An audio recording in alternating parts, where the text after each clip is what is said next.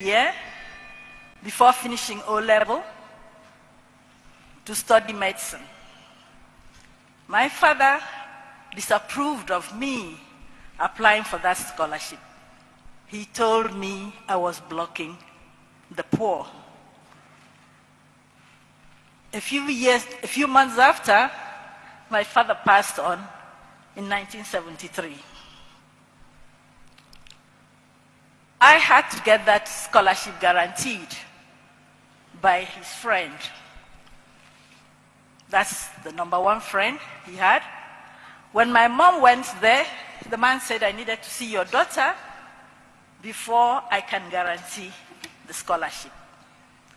When we went there with my mom, he took a look at me and said, and gave my mom a dressing down of the century. He said, this one will never come back to this country.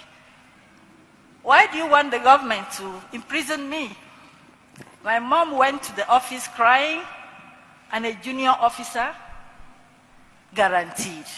And he said, by the time she finishes, I would have retired or been dead, so they can't get me to repay this money. I never knew why I never traveled out of the country, because it was a full scholarship up to this day. Everybody knows that my husband was supposed to go to Zambia to do medicine. But at the last minute, he came to Lagos. We met, and after 1 month, as I said, he started telling people we are getting married. We settled that. Then I went to my mom and said, this is the man I want to marry. And my mom said, you give me some time. I'll talk to you. What happened was that my mom went and stayed fasting and praying for 3 days, and she said she was never going to leave the church until she had an answer. On the third night, my mom had a vision in 1980 that Judge Marry Magoha was destined to be a great man, and that he needed me, and she had to allow me to get married to him.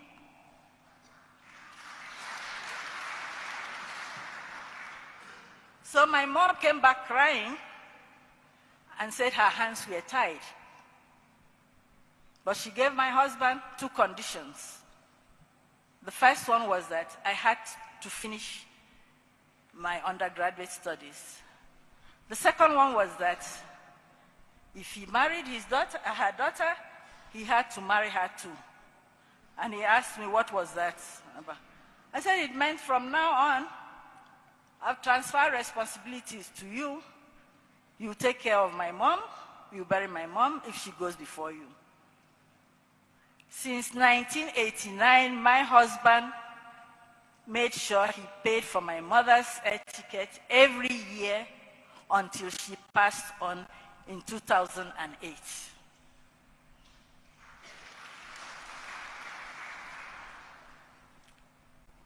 My mom became a spiritual godmother to my husband. And that is why when my mom passed on, my husband thought his life was over. When the promotion started, each time my mom came, we said, not yet, still more coming, every year. Until she passed on, she kept on telling him, still more coming, still more coming. And everything she said came to pass. With all that has happened, I believe my mom's vision has finally come true 43 years after. The second friend of my father was a urologist. he made sure my husband was a urologist. Professor Mposon from the University of Ibadan. Will you call that destiny? Will you call the way we met? And the fact that my father-in-law, my late father-in-law, moved us from the ancestral home to Umiru. Things just don't happen. He settled us.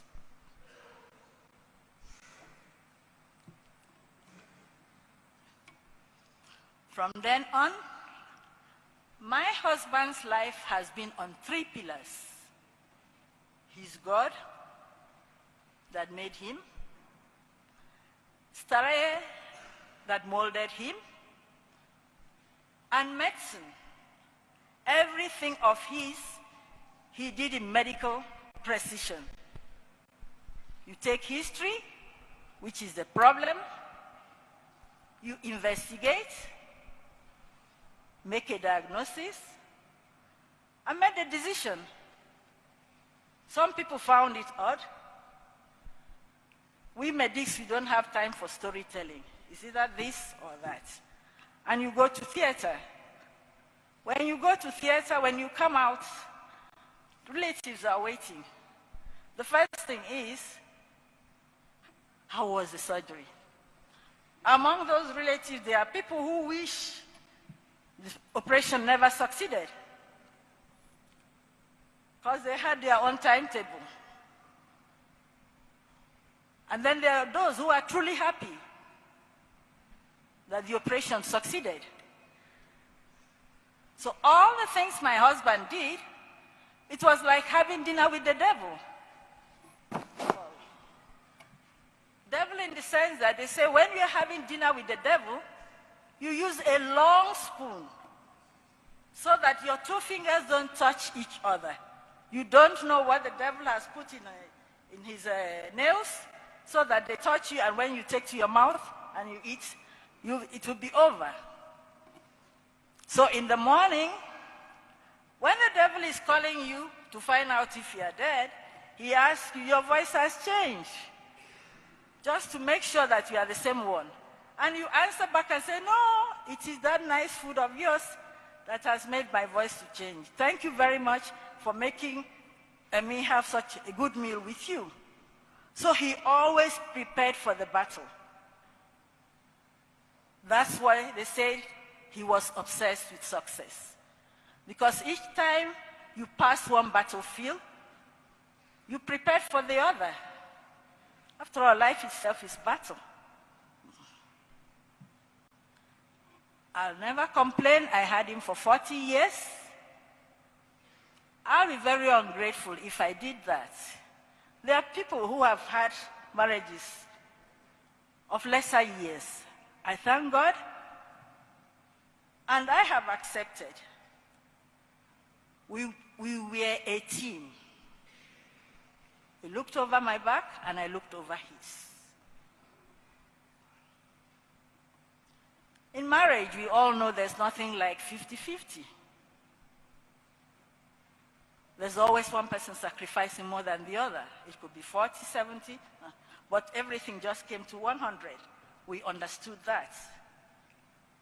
And as a couple, we worked through that. The fact that a vision was made did not mean that everything was going to be smooth. He was not perfect, neither was I. Neither did we have a perfect relationship. But we worked through it, knowing that marriage is about 80-20. 80% meaning what the two of you share in common. The other 20% is what may divide you. So we increase the 80% and reduce the 20% in our lives to make it 0.2%. And in that way, we had a perfect marriage.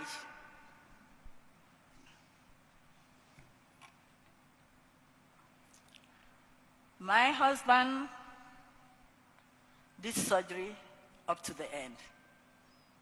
2 hours, I turned from Mrs.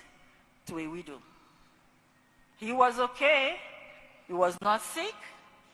We talked. He went on the day of, on the 24th of January. He went out, bought things, to buy things for the late brother's funeral. At 2 o'clock, he told me he was chesty. I told him to rest, due to the stress, that he should rest. At 2:30, he asked me for a cough mixture, and I just pointed to him, my own cough mixture. I pointed to him and walked away because I was ironing to go to work. And one thing I liked about my husband is that he allowed me to grow. So my professional career was something of importance to him. So I ironed to go to work. While ironing, I heard him calling me in a stressful voice. When I went, I found out that he had collapsed and his head was almost knocking on the wall. I put my hand to the wall, and then his tongue was coming out, and I pressed down the tongue for some fresh air. I called the workers who were there. I screamed, and they come, and he got revived, put him on the floor. When he woke up, he said, "I want to see my son." That's when I knew something was not going right, because if he had said, "Call me Mike," that's different. Then he said, "Call me my son." 2 weeks earlier, he had said, if anything ever happened to him, I should call Professor Mwanda. So when I revived him the first time, I called Professor Mwanda, and I told him, "Please, I need to see you urgently in my house." I didn't tell him what was wrong. I didn't want to cause an accident. Then I called my son. I asked him, "Where are you?" He said, "I'm in theater. What, are you operating or assisting?" He said he was operating. I said, "Please hand over. Your father is not feeling fine. I think you better just come quietly." And he came. So when my son arrived, my husband spoke to my son. My son said, "Okay, fine." When he arrived, I said, "Your father has had a heart attack, and but now he looks better." He said, "There's no problem. You must be on admission." "Where are your tracksuits?" He's the one who pointed out the tracksuits to my son, and then my son started making all the emergency calls. Sat up, drank, talked a bit, and then said he wanted to go for a long call. He was assisted. He went for the long call. Then Professor Mwanda came in, and he is the one who said, "Oh, you've arrived. Please check my blood pressure." As the blood pressure was being checked, he had the second attack, and we were rushed down there. And I think it must have been one of the most stressful things for my son when he had the third attack, knowing the implications of having a third attack. And when he finally had the fourth one, he passed, and all this happened within 2 hours. Just like a surgeon operates, finish, it's over. The following day, I dreamt he asked me, the way we used to have our discussions, pulling a seat and asking me, "What do you think I would have done in this situation?" It was best for you. It was best for me. I woke up and I said, "I set you free." That is the story of Judge Albert Marry Magoha. Magoha, son of Magoha, has exited the stage when the ovation was loudest. Thank you for celebrating his life with me.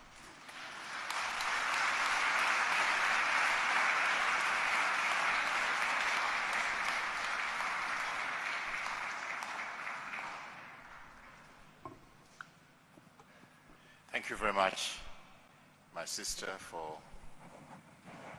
being strong.